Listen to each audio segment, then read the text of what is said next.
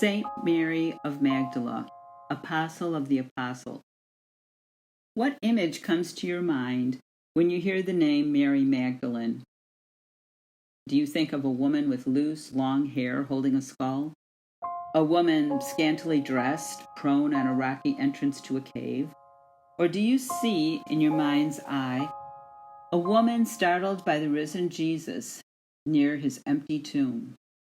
Or do you think of a woman standing with authority in front of the apostles of Jesus, telling them what she had witnessed at the tomb?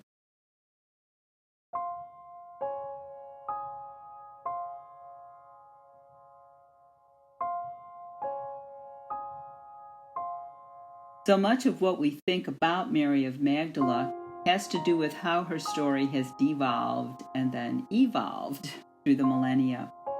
Let's begin with Scripture. Mary of Magdala is mentioned 12 times in the canonical Gospels, more than any other woman.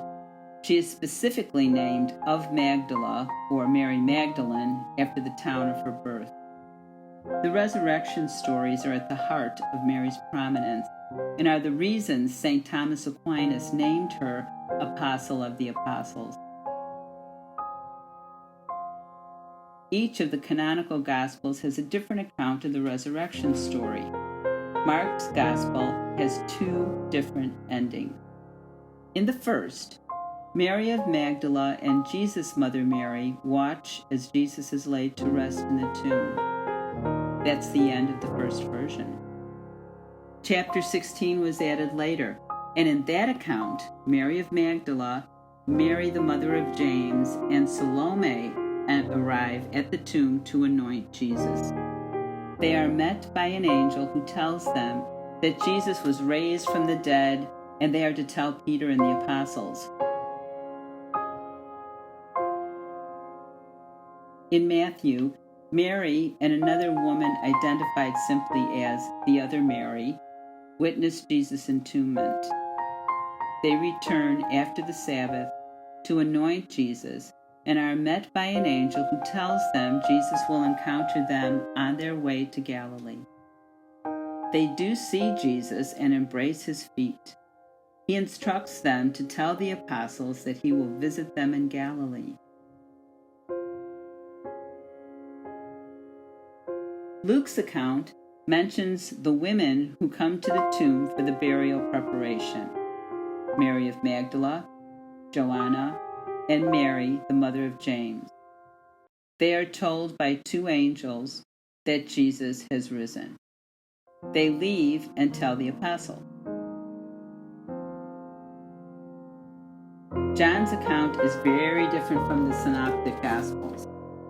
Jesus reveals himself to Mary after Peter and the apostles see the empty tomb and leave believing that Jesus was raised from the dead. Mary stays and weeps. She enters the tomb and sees two angels. After a brief exchange, she meets a man she assumes is a gardener, then suddenly realizes it is the risen Jesus, and she utters, "Rabboni." She is told to go to the apostles and tell them what she has seen.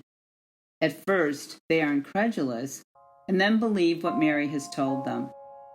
Though the accounts vary, Mary of Magdala is the constant in all the renditions. She is the one who relates to the apostles that Jesus has risen. And yet the popular image of Mary of Magdala is of a repentant sinner, a prostitute. How did that happen? The metamorphosis happened when Pope Gregory the Great conflated different women in the Gospels into a new and different Mary of Magdala. Here is the mix. First, there is Mary of Bethany, the sister of Martha and Lazarus, who anointed Jesus' feet and dried them with her hair. Then there is the unnamed adulterous woman whom Jesus saves from stoning. There is another woman, identified only as a sinner, who anoints Jesus and also dries his feet with her hair, and Mary of Magdala, whom Jesus exorcised of 7 demons. Historical context from biblical scholars has explained that in the ancient world, severe ailments, especially those that are not readily obvious, were deemed to be demonic. Whatever ailment Mary suffered from must have been serious. When Jesus healed her, she immediately becomes his devoted follower. What were Pope Gregory's motives for this confluence? There are conjectures regarding the tensions between the Western and Eastern churches. The Eastern Church did, and does to this day, recognize Mary of Magdala's important influence as a leader in the early church. In the Eastern Church, Mary's story remains intact. She is portrayed in this picture as instructing the apostles. During Pope Gregory's papacy, which ran from 590 to 605, he was consolidating the governing system in the Western Church and might have considered the prominence of women as a deterrent to his vision.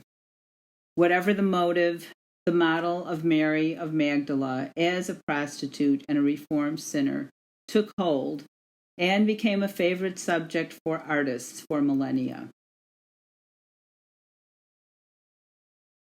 In 1969, Pope Paul VI untangled the Mary web, making the distinction of Mary of Magdala, Mary of Bethany, and the unnamed sinful woman. That began an unremarkable acknowledgement that Mary of Magdala was an important follower of Jesus and was again referred to as the apostle of the apostles, recognizing her distinctive role as the bearer of the news of Jesus' resurrection to the other apostles. However, not until Pope Francis elevated her memorial status in the liturgy to an official feast day on July 22, 2016, did the entire Roman Catholic Church acknowledge the canonical recognition of Saint Mary of Magdala. The collect for her July 22nd feast day reads, "The importance of this," Mary of Magdala's announcement of the resurrection, "continues today in the Church, as is evident in the new evangelization, which seeks to welcome all men and women of every race, people, language, and nation, without any distinction, to announce to them the good news of the gospel of Jesus Christ, while accompanying them on their earthly pilgrimage and offering them the wonders of God's salvation. Saint Mary Magdalene is an example of a true and authentic evangelizer. That is an evangelist who announces the central, joyful message of Easter." The more I learn, the more I ponder. First-century Jewish men were not apt to regard women's presence as important, and certainly not Gentile women. Yet Jesus has some of his most significant conversations and encounters with women in the Gospels. Think of the woman at the well, the woman healed from hemorrhaging, the Gentile woman who chides Jesus that even dogs are fed crumbs from the table, the conversations with Mary and Martha, the woman caught in adultery. Could Mary's presence as a prominent follower have given Jesus an insight lost on the men of his time? Mary's presence surely encouraged other women to follow Jesus and the way. She is described in Luke 8 as a woman of means, which implies that she could have provided for some of the needs of the group. Was she widowed? Did she come from a wealthy family? We don't know. What we do know is that she is mentioned by name 12 times in the Gospel. What is she to us today? Her single dedication was to Jesus and his message. Her belief led her to Jesus who healed her. Her suffering must have been so great that from that moment on, she joins the apostles and others who follow Jesus from town to town to bring the good news. So great is her love and devotion, even after witnessing the gruesome torture and crucifixion, she goes bravely to his tomb to anoint him. Faithful in any and all circumstances, she is a model of resolve, dedication, and compassion.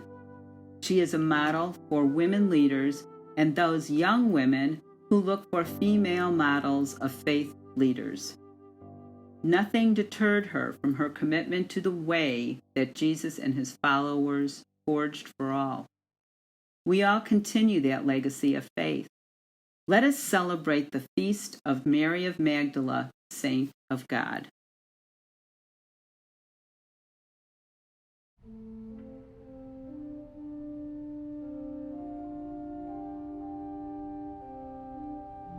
On the first day of the week, at early dawn, the women came to the tomb, taking the spices they had prepared. And they found the stone rolled back from the tomb. And it came to pass, while they were wondering what to make of this, that behold, 2 angels stood by them in dazzling robes. And when the women were struck with fear, the angels said to them,